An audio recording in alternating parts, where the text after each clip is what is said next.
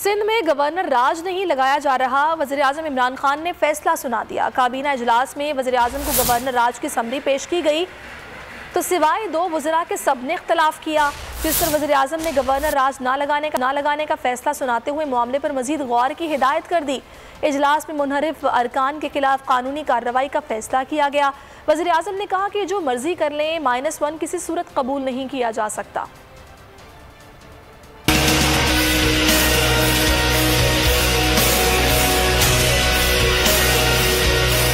Governor राज लगा तो हालात बिगड़ेंगे, सूरत हाल मजीद खराब हो जाएगी। सिंध में गवर्नर राज नहीं लगा सकते। वजीर आजम ने अपना फैसला सुना दिया। इमरान खान की जेर सदारत इजलास हुआ तो वजीर दाखिला ने गवर्नर राज की समरी पेश की।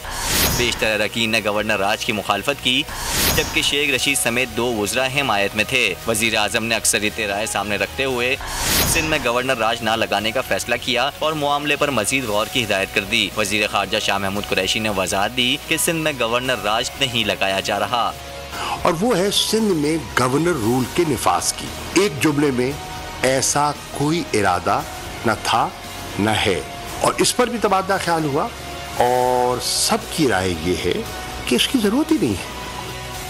इजलास में मुनहरिफ अरकान पर भी मुशावरत हुई। वजीर आजम ने मुनहरिफ अरकान के खिलाफ कानूनी कार्रवाई का ऐलान किया।